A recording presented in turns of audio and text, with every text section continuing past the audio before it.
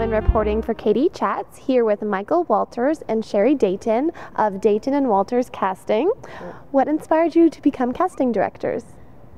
Well, we each have our own reasons and our own situation that led us to this business. I was an actor initially, and it was just circumstances led me one day to a casting office who needed assistance, and I stepped in and helped and grew with the company and ultimately became a full-fledged casting director in my own right. And then Sherry had a different route. I did. I went to theater school in New York thinking that I wanted to be an actor, and when I was in theater school I realized it was not for me, but I love actors and wanted to find something to do that would keep me involved with acting, but maybe from behind the scenes or a little bit more in the background. So I came back to Toronto and interned with the company on some big musicals that they had going, and through that process I met a New York casting director who allowed me to come and move down there for 6 months and intern with him, and he then introduced me to Garth Drabinsky, who I ended up working with a year or so after I moved home, and that's where Michael and I met. That's where we met. We worked in-house, casting directors in-house, and worked together there. And then when Live Ent ceased to be, we decided to set up shop ourselves, and that's what we've been doing ever since. Now, you've worked on tons of musicals. The one that stood out for me was Phantom of the Opera. What was it like casting that and then seeing it win Tonys and having such a great success? Well, by the time Phantom reached Toronto, it had already had great, huge success in London and New York. So, and Sherry wasn't around initially for the first Phantom. Neither was I. The first company of Phantom was cast by a casting director at the time named Lisa Pierce. And I joined the company a year and a half later, at the time when the first Canadian national tour of Phantom was heading out across Canada. So, but having said that, it was great to work on we were fortunate to work at Live Ent because we were always working with people who were at the top of their field. The best, the best directors in Toronto and New York and in the West End, depending on where the musicals were originating, and or from across North America. Really, we really worked with the people who were at the top of their field, and that was a huge bonus for us as young casting directors. What's the most rewarding aspect of casting for you? For me, for sure, it's working with the actors. It's sometimes you go to an open call and you see somebody walk in and then they end up in the company, in the show, and you kind of think the process works. If you have great training and you're willing to come out and line up and pay your dues and get in, and you can see someone's career start from that all the way up to when they're really a working actor in Toronto, and then they might move to New York or to London to continue working. Is there anyone in particular that stands out in your mind that you've seen growth? There are actors all the time that we see. I'm thinking of Joseph, of Christy Mitopoulos, who now has gone on to success on U.S. television series. Jamie McKnight is somebody else who came to the open call that we did for producers and ended up getting into the show, and he's then gone on to do some leads in shows around Canada. Who else? Anybody else that has become? Nev Campbell actually was in the original Phantom of the Opera. We didn't cast her, but she did. She was one of those corps de ballet dancer girls who then went on, to huge success. It's always fun to for me as well. That's a great thing for me, an aspect of it for me. But it's always fun to find people who aren't necessarily known for their work in that particular genre, and give them a chance, feel that there's something there that could translate into this new genre, and give them a chance and see them succeed as well. Sean Cullen was an example of that. Sean came from the comedy world and hadn't done any big musical theater project before, and was cast in The Producers and did a remarkable job. Great. Yeah. What's the #1 mistake actors make when they come in and audition? It depends for what. I would say probably for musical theater, for sure, it's not being prepared enough. I think it's, they don't get the sides in advance, or if they do, they don't look at it, or they feel that they're going to be more, spontaneous if they just come in and wing it. but it really is important. We like to give actors time with the material so that they can come in and be as prepared as possible, because it's their time in the room and it's their audition.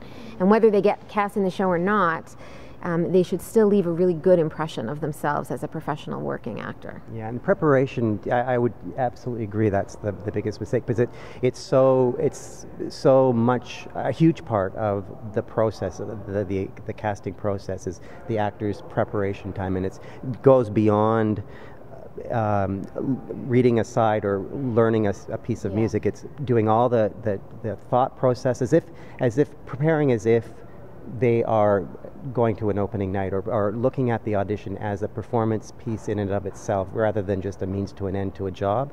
It's everything that you would, the same kind of energy and time and commitment that you would put into a performance, you should put into your audition, whether it be for a musical theater project or a television project or an animation voiceover project. Everything is in the preparation. It would be like going on stage and to do a third act when you haven't really rehearsed it. When you come into an audition unprepared, that's what it's tantamount to. It's coming on stage without having rehearsed a particular scene. And an actor who is prepared then sort of can come in and take control of a room, can take his or her place and feel that they belong there, and rightfully so, because they've got the confidence, and confidence to me is palpable. It's attractive in people, and you're attracted to people with confidence, and so it just the preparation lays the groundwork for everything that comes after that. What was the most exciting part about working on Queen for a Day? Well, Queen for a Day is a musical that is being developed here in Toronto. A local playwright, the script writers are local, the composer and lyricist is local, the producers are local, and it's it's kind of a grassroots company it's a new production company, so that's always exciting too. In this industry, for casting directors and for actors too, you're in a situation where you're working with new people all the time. It's not like you're going to the same day job day after day and working with the same people time and time again. You get an opportunity to work with different people from one week to the next. It's like throwing yourself into a new situation. And so for the new musical, that's been exactly what, even though we've had working relationships with some people along the way, to work with this new team is great. It's a new musical that is based on the old game show of the same name, Queen for a Day, and it'll have its debut here in Toronto. So. Yeah, it's great because you get to do, I think they've been working on it for 5 years. I mean, it's been her baby, I think, for 5 years. So we got to do the first workshop, the second workshop, and now the actual full production. So, in Toronto, what comes to Toronto generally is our productions that have already been done somewhere else. So we get to do a local Canadian production, which is always fantastic, but you don't have the same relationship that you have with the creative team because you're likely the second, third, or fourth company that they're putting up. This, we've gotten to know these people and we've seen revisions, we've seen it grow, we've seen it change, we've seen characters get cut, we've seen characters sort of work well in a workshop get expanded. And that's always really nice in a piece, to sort of get to be there on the ground floor and see something grow and change, almost before your eyes. It's years, but it feels like it's almost before our eyes once you get to the final production. So that's, there's a lot of work that goes into a new piece. A lot of the workshops and actors. A lot of times, actors will bring something to a character that the playwright or the composer didn't see, and really helps develop each character as well. So that's fun to see when you bring somebody into the room who is auditioning for a role, and the creator gets a spark and sees, that's where this character could go, or so that's really exciting to see when that happens. Yeah. Do you think there will be many more musicals produced and created in Canada? We hope. I mean, it's a tough thing and a lot of people have tried and just not succeeded. I think it's hard. I mean, I don't do the business end of it, but it seems hard to make it work and make all the numbers work and make everything sort of come together. It is a risk, so you have to have something there to take the risk. But we certainly hope so. I mean, it's something that we'd love to see more of. There's huge talent here, so to have, you know, anything to have the actors give actors an opportunity to show what they can do, and to be hired in a Canadian piece in, you know, Toronto is fantastic. So, what's next for you? What are your goals for the future? well, right now we're busy with animation, so it's to continue to build that part of our business. We love musical theater, so we, you know, often will do workshops and readings of new musicals. And one of the things I think we're going to start to look for in the future is perhaps to offer some classes for actors, especially who want to get into animation.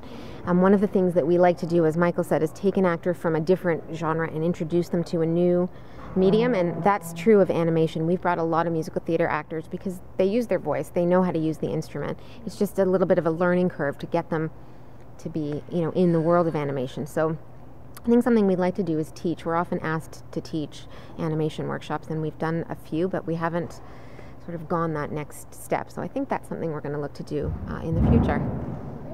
And where's the best place to find out more information on both of you online? We've got a website, www.DAYTON-WALTERS.com. Well, thank you so much, and best of luck with the animation and the classes and all of your upcoming projects. Thank you, Awesome. Katie. Thanks, Katie. Nice to meet you. Thank you. You too. I'm Katie Uhlmann reporting for Katie Chats.